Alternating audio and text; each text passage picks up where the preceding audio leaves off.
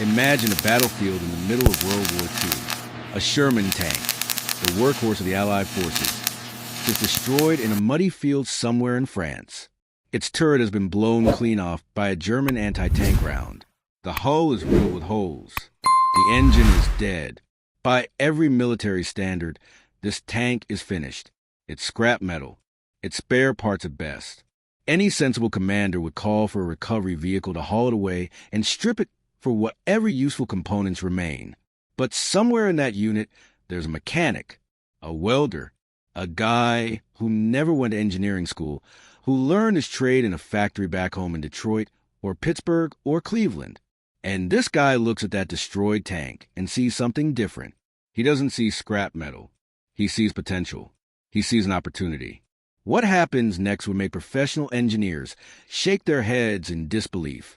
What happens next would violate every rule in the military maintenance manual. What happens next would be called stupid, reckless, and impossible by anyone with formal training.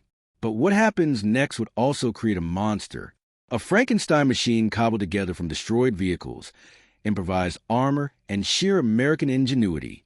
A tank that shouldn't exist, that shouldn't work, that shouldn't be able to fight. But it does exist. It does work. And it fights like hell. This is the story of the stupid welding tricks that turn destroyed tanks into monsters. The unauthorized modifications, the improvised armor, the field repairs that defied logic and saved lives. The story of mechanics and welders who looked at impossible problems and found solutions that no engineering textbook would ever recommend. Welcome to one of the most fascinating episodes on this channel. Today we're diving into the world of battlefield improvisation, where the rules go out the window and creativity becomes the difference between life and death.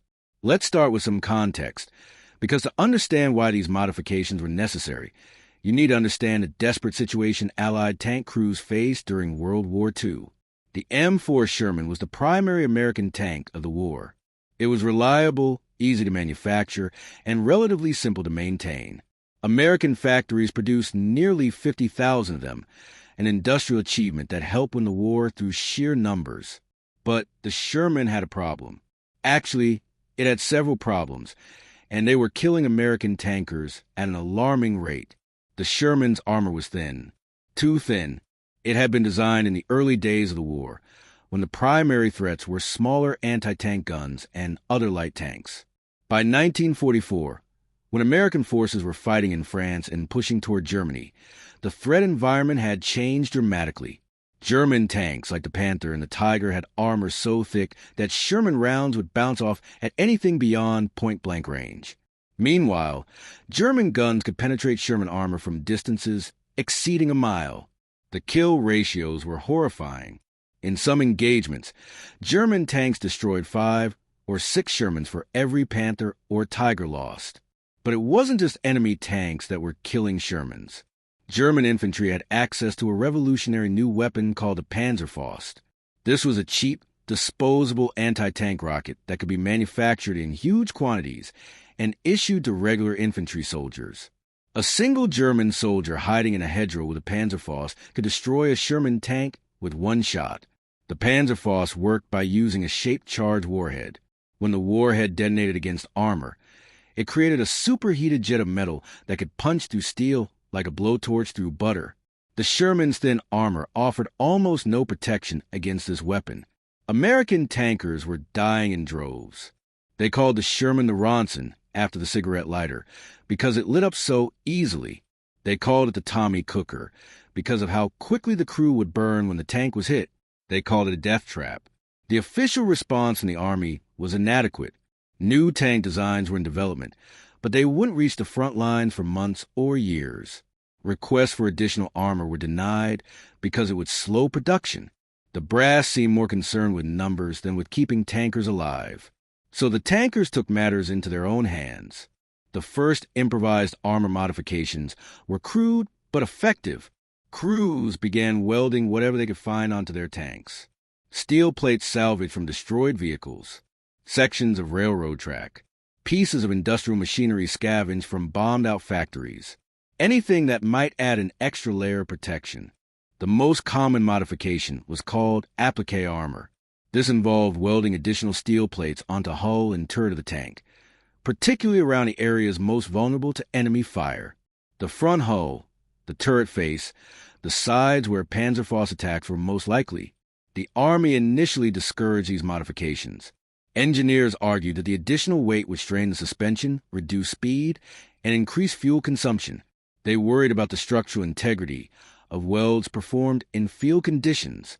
They insisted that the modifications hadn't been properly tested and might actually make the tanks more dangerous. The tankers didn't care. They were the ones getting shot at. They were the ones watching their friends burn to death inside thin-skinned tanks. If welding a chunk of railroad track to their hull gave them even a slightly better chance of surviving, they were going to do it. And here's where the stupid welding tricks come in.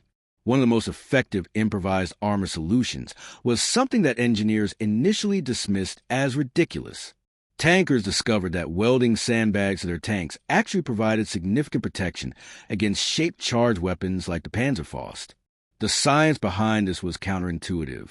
You would think that sand, being soft and loose, would offer no protection against a weapon designed to penetrate steel. But shaped charges work by focusing explosive energy into a narrow jet. Anything that disrupts that jet before it reaches the main armor reduces its effectiveness. Sandbags, it turned out, were excellent at disrupting shaped charge jets.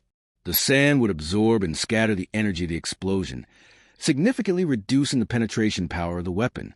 A Panzerfaust that would have punched clean through a Sherman's hull might only partially penetrate if it had to go through a layer of sandbags first. The modification looked absurd. Tanks covered in sandbags looked like they were preparing for a flood, not a battle. Professional engineers laughed at the idea. But the tankers who used this modification survived attacks that would have killed them otherwise. Word spread quickly through the ranks. Soon, Sherman tanks across the European theater were festooned with sandbags, spare track links, wooden logs, and anything else that might provide additional protection. The tanks looked like rolling junkyards, but they were harder to kill. But sandbags were just the beginning. The real innovations came when mechanics and welders started getting creative with destroyed vehicles. Let me tell you about a modification that became legendary among American tank crews. It was called the Rhino, and it solved one of the most deadly problems facing Allied forces in Normandy. After D-Day, Allied forces found themselves fighting in the Bocage, the ancient hedgerow country of northern France. The Bocage consisted of small fields surrounded by dense hedgerows, earthen walls topped with thick vegetation that had been growing for centuries. These hedgerows were nearly impenetrable. They were too thick to push through, too tall to see over, and too well-rooted to simply knock down. For tanks, the Bocage was a nightmare. The only way through a hedgerow was to climb over it, which meant exposing the thin belly armor of the tank to enemy fire. German soldiers quickly learned to position anti-tank guns and Panzerfaust teams to fire at the exposed undersides of tanks as they crested the hedgerows. Shermans were being destroyed by the dozens. The official Army solution was to call for engineer support to blow gaps in the hedgerows. But there weren't enough engineers, and the process was slow and dangerous. Meanwhile, tankers were dying. Enter Sergeant Curtis Cullen, a tank commander with the 102nd Cavalry Reconnaissance Squadron. Cullen was a problem solver, the kind of guy who looked at impossible situations and refused to accept that they were actually impossible. Cullen's idea was simple but brilliant. What if, instead of climbing over the hedgerows, tanks could cut through them? What if you could attach some kind of blade or teeth to the front of the tank that would rip through the roots and earth of the hedgerow? The materials for this modification came from an unlikely source: German beach obstacles. The Normandy beaches were littered with steel obstacles that the Germans had placed to stop Allied landing craft. These obstacles, called Czech hedgehogs, were made across steel beams welded together. They were heavy, sturdy, and now completely useless for their original purpose. Cullen and his fellow soldiers salvaged the steel from these obstacles and welded them to the front of a Sherman tank. The result looked like something out of a nightmare: a tank with massive steel tusks protruding from its bow. It looked stupid. It looked impractical. It looked like something a child would draw. But it worked. The first test was conducted in a French field, with skeptical officers watching. The modified Sherman approached a hedgerow at full speed. Instead of climbing up and exposing its belly, the tank's steel tusks dug into the base of the hedgerow. The roots tore. The earth split. The tank pushed through the hedgerow like it wasn't even there, emerging on the other side with its hull still protected. The officers were stunned. This stupid modification, cobbled together from beach obstacles by a sergeant with no engineering degree, had solved a problem that was costing American lives every single day. Word of the Rhino spread like wildfire. Within weeks, welding teams were working around the clock to modify as many Shermans as possible. The steel from German beach obstacles, intended to stop the Allied invasion, was now being used to help Allied tanks break through German defenses. The irony was not lost on anyone. General Omar Bradley, commander of American ground forces in Normandy, personally inspected the Rhino modification and immediately ordered it into mass production. By the time of Operation Cobra, the breakout from Normandy, hundreds of Shermans had been equipped with Rhino devices. The bocage, which had been a death trap for tanks, became passable. The breakout succeeded. The liberation of France accelerated, all because a sergeant with a welding torch looked at a pile of German beach obstacles and saw a solution that no professional engineer had considered. But the Rhino was just one example of battlefield improvisation. Let me tell you about some of the other modifications that turned destroyed tanks into monsters. One of the most dramatic examples involved a Sherman tank that had been hit by a German 88mm round. The shot had penetrated the turret, killing 2 crew members and destroying the main gun. By any normal standard, this tank was finished. The turret was wrecked. The gun was gone. It was scrap metal. But the hull was still intact. The engine still ran. The tracks still worked. And the crew, or what remained of them, still wanted to fight. A maintenance unit was called in to assess the damage. The official recommendation was to evacuate the tank for rear area repairs or scrapping. But the maintenance sergeant, a former auto mechanic from Ohio, had a different idea. There was another destroyed Sherman nearby, one that had thrown a track and been abandoned. Its turret was intact, but the hull was damaged beyond repair. The sergeant looked at the 2 wrecked tanks and saw one functional vehicle. What followed was a feat of improvised engineering that would have made Dr. Frankenstein proud. The maintenance crew used a recovery vehicle to lift the intact turret from the abandoned Sherman.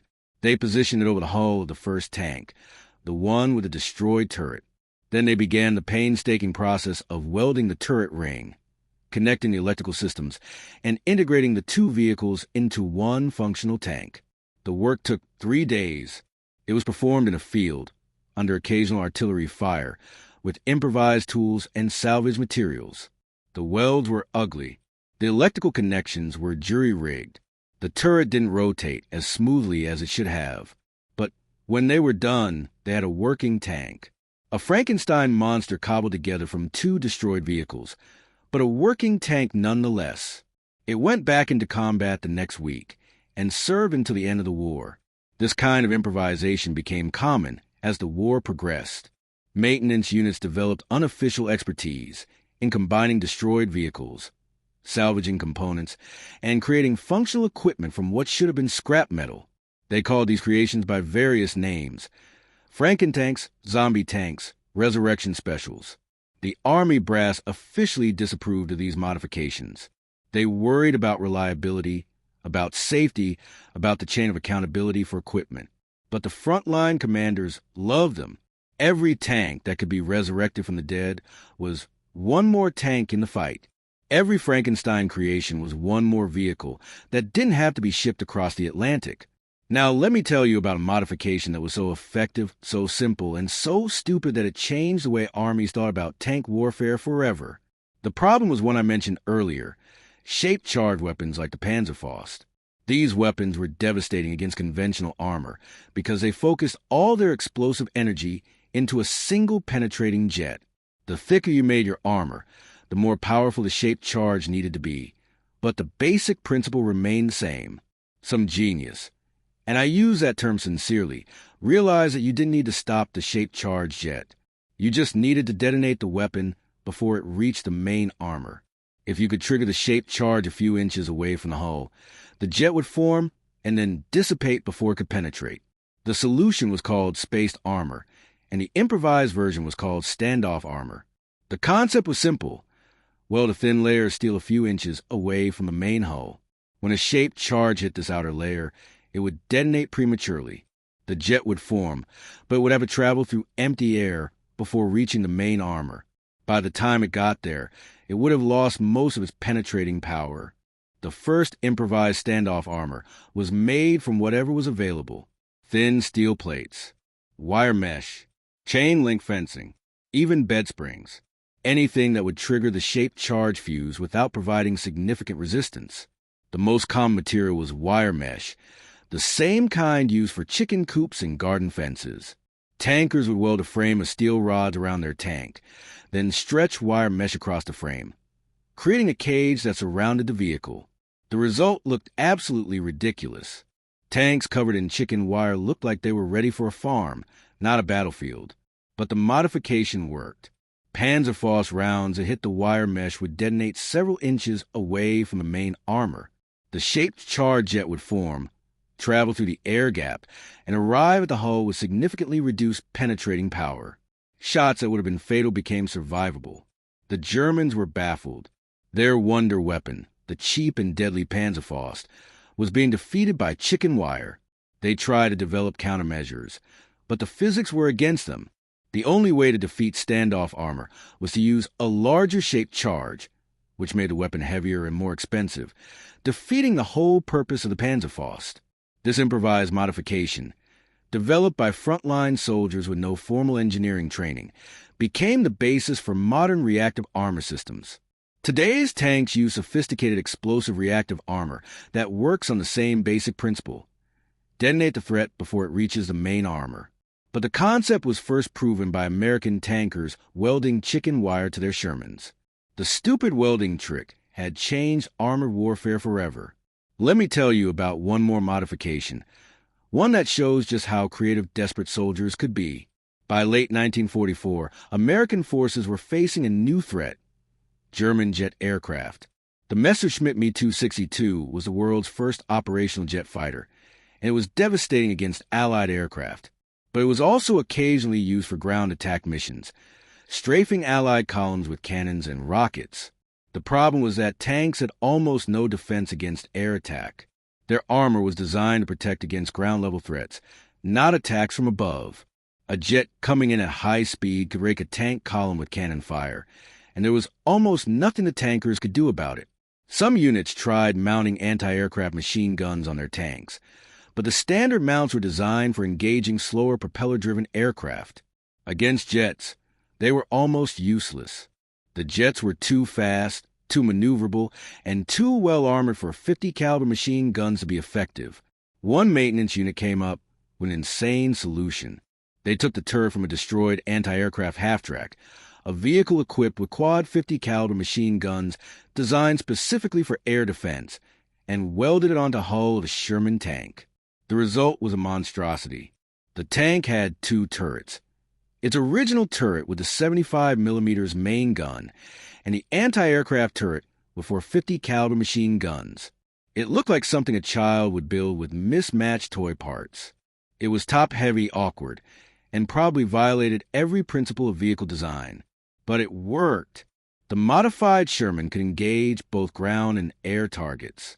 When German jets appeared, the anti-aircraft turret would open up a storm of 50 caliber fire. The volume of fire was enough to discourage even the most aggressive pilot. Several units reported that the mere presence of these modified tanks was enough to keep German aircraft at a distance. The Army never officially sanctioned this modification. It was too weird, too improvised, too far outside the normal parameters of vehicle design. But the units that had these Frankenstein creations swore by them. They provided a capability that no standard vehicle could match. After the war, the concept of multi-role vehicles with both ground and air defense capabilities became standard military doctrine. Modern infantry fighting vehicles often carry both anti-tank missiles and anti-aircraft systems. The idea that seemed so crazy in 1944 became conventional wisdom by the 1980s. Once again, the stupid welding trick had pointed the way toward the future. So, what can we learn from these stories of improvised armor and Frankenstein tanks? First, we learn that necessity truly is the mother of invention. When soldiers are dying because their equipment is inadequate, they will find ways to improve it. They won't wait for official approval. They won't follow proper channels. They will grab welding torches and scrap metal and start making modifications because their lives depend on it. Second, we learn that expertise comes in many forms. The mechanics and welders who created these modifications didn't have engineering degrees. They had practical experience. They understood how things worked at a fundamental level, and they could see solutions that formally trained engineers might miss. Sometimes the best ideas come from the people closest to the problem. Third, we learn that rules and regulations, while important, can sometimes get in the way of survival. The Army had good reasons for discouraging unauthorized modifications. Standardization makes logistics easier. Untested modifications can be dangerous. Chain of accountability matters. But when the official equipment is getting people killed, following the rules becomes less important than staying alive. Fourth, we learn that innovation often looks stupid at first. Sandbags on tanks, chicken wire armor, beach obstacles welded to the front of Shermans. All of these modifications looked ridiculous when they were first proposed. Professional engineers dismissed them. Officers questioned the sanity of the soldiers who suggested them, but they worked. Sometimes a stupid idea is actually the brilliant idea that no one else was willing to try. And finally, we learn that the line between destroyed and functional is often thinner than we think. Tanks that should have been scrapped were resurrected. Vehicles that were written off as total losses were rebuilt and returned to combat. The Frankenstein creations that emerged from maintenance units prove that with enough creativity and determination, almost anything can be salvaged. These lessons apply far beyond the battlefield. In business, in science, in everyday life, we often face situations where the official solutions are inadequate. We're told to follow procedures that don't work. We're given equipment that isn't up to the task. We're expected to accept limitations that don't actually exist. The soldiers who welded scrap metal to their tanks didn't accept those limitations. They looked at impossible problems and found solutions. They ignored the people who said it couldn't be done. They trusted their own judgment and their own experience. And they survived. The stupid welding tricks of World War II saved countless lives. They turned destroyed tanks into monsters. They gave American soldiers a fighting chance against superior German equipment. They proved that ingenuity and determination can overcome almost any obstacle. The next time someone tells you that your idea is stupid, remember these stories. Remember the sergeant who looked at German beach obstacles and saw a solution to the hedgerow problem. Remember the mechanics who welded chicken wire to tanks and defeated the Panzerfaust. Remember the maintenance crews who built Frankenstein tanks from destroyed vehicles. Sometimes a stupid idea is the one that changes everything. If you've made it this far, thank you for watching. These stories of battlefield improvisation are some of my favorites because they show ordinary people doing extraordinary things. Not generals or politicians, but mechanics and welders and tank crews who refuse to accept that their situation was hopeless. If you want to hear more stories like these, let me know in the comments. There are countless tales of military improvisation from every era of warfare. From the trenches of World War I to the deserts of Iraq and Afghanistan, soldiers have always found ways to modify their equipment and improve their chances of survival. Don't forget to like this video, subscribe to the channel, and hit the notification bell so you don't miss future episodes. Your support helps bring these stories to a wider audience.